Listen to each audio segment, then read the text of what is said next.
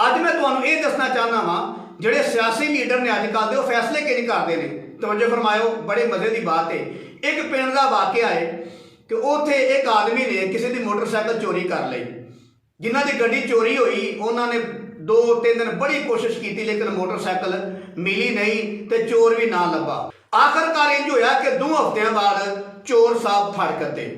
जो चोर फड़िया गया उन्होंने पूछा, यार तू मोटरसाइकिल चोरी की? वो कहने लगा मैं तो चोरी की नहीं। वो साहब मुनकर गया। मोटरसाइकिल वालिया ने दबदबा पाया, कोई रोह पाया, कोई डरावा पाया, लेकिन वो कहता भाई मैं मोटरसाइकिल चोरी की नहीं। वो साहब मुनकर गया। फिर मोटरसाइकिल वालिया ने सबूत पेश किए, गवाह पेश किए कि तेन फलां बंदे ने फलां वक्त तक गड्डी चोरी करदे वेखिया है। बहरहाल जो सबूत पेश होए, गवाह पेश होए, तो वह चोर साहब मन गए कि मैं वाकई चोरी की है, मैं मादरत चाहना मैं चोरी की है। उन्होंने आख्या कि गड्डी लैके आ। वो आंदा मैं अज लिया कल लिया, करदे 2 हफ्ते गुजर गए, वो गड्डी ना लैके आए चोर। बहरहाल 2-3 हफ्ते गुजर गए, आपस यानी कि लड़ाई झगड़ा बन गया उन्होंने। वो कहन गड्डी दे, वो गड्डी ना देवे। इत्थों तक गल पहुंची कि चोर कहन लगा जाओ मैं गड्डी नहीं देनी, तुसा जो करना है कर लवो, मैं गड्डी नहीं देनी। वो आकड़ गया। थोड़ी डाढ़ी पार्टी का बंदा इधर आ, वो आकड़ गया जाओ मैं गड्डी नहीं देनी। जेडे है ना माड़े बंदे जिन्हों की गड्डी चोरी हुई वो फैसला लैके आए चौधरी साहब को।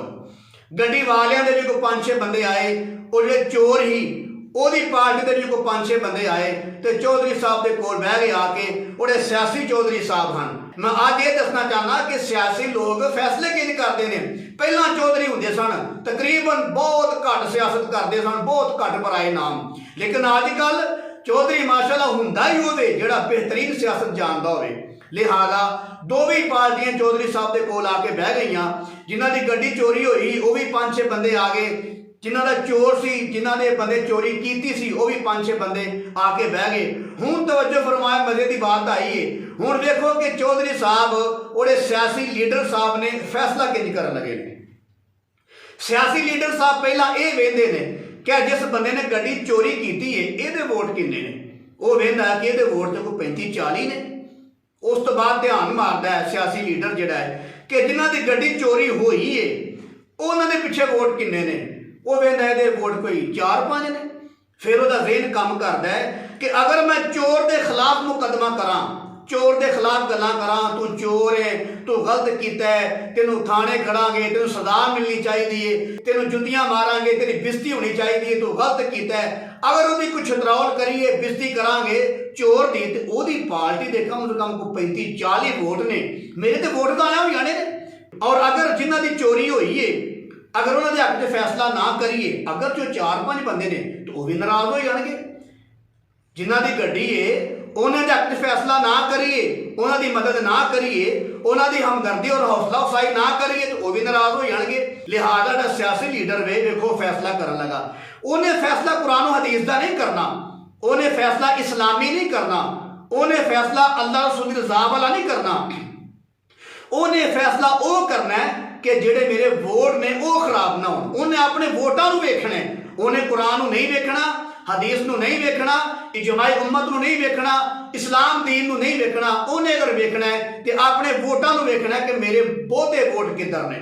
जो सियासी लीडर वेंदा है कि मेरे बहुते वोट तो उधर ने जिधर चोर है। हुण वेखो फैसला की कर लगा। फैसला तो उन्हें कर सकता नहीं, गड्डी तो मिलती को नहीं पई, तो गड्डी धक्के ना लवेगा चोरां कोलों तो चोर की पार्टी नाराज हो जाना। तो अगर जो गड्डी ना लवेगा तो फिर जिन्होंने गड्डी है उन्हें नाराज हो जाना। चौधरी साहब एक हूँ फैसला कर, तवज्जो फरमाओ, बड़ी मजे की बात है। चौधरी साहब हूँ फैसला कर लगे ने, यानी कि सियासी लीडर जोड़ा है, सियासी लीडर चौधरी साहिबान नहीं, सियासी लीडर फैसला कर लगा।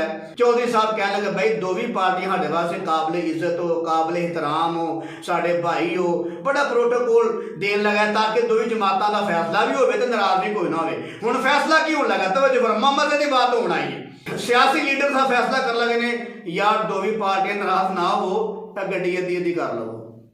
गड्डी की करो, गड्डी अद्धी कर लवो ताकि मालक भी नाराज ना हो तो चोर भी नाराज ऐ वेख लवो। एक तो चादी चोरी हो गई, ओदी गड्डी 40-50 हज़ार की गवाची, तो जुदा सियासी साहब ने की किया, उन्होंने गड्डी के 2 टोटे कर छड़े, तो ना उन्होंने काम की रही तो ना उन्होंने काम की रही।